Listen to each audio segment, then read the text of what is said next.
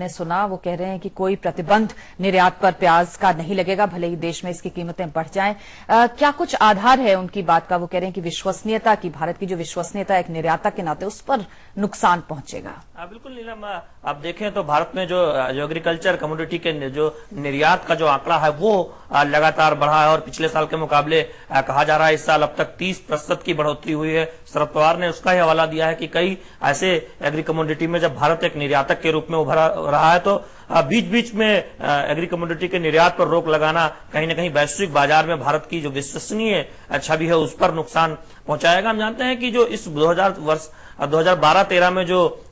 उत्पादन, प्याज के उत्पादन का जो अनुमान है वो तकरीबन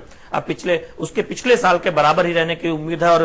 15-16 मिलियन टन के आसपास कहा जा रहा है प्याज उत्पादन होगा। तो इसमें उत्पादन में कोई बड़ी गिरावट नहीं दिखाई दे रही, लेकिन जो तात्कालिक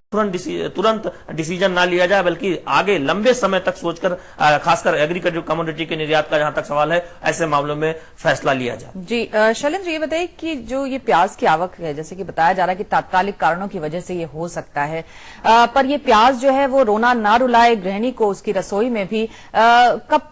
कई इलाकों में जहां बाढ़ की स्थिति है और जो आपूर्ति की समस्या आई है खासतौर पर, उसको दूर करने के बाद ये उम्मीद जताई जा रही है कि प्याज की कीमतें जो है कम हो जाएंगी। हम जानते हैं कि अचानक 5 से 10 रुपए जो है खुदरा बाजार में कीमतें बढ़ी हैं, लेकिन ये कहा जा रहा है कि इसमें जरूर थोड़ा समय लग सकता है, क्योंकि हम जानते हैं कि वैसे भी जब बरसात आती है तो सब्जियों की जो कीमतें हैं उसमें फर्क आता है, उसके आपूर्ति पर फर्क पड़ता है। इस वक्त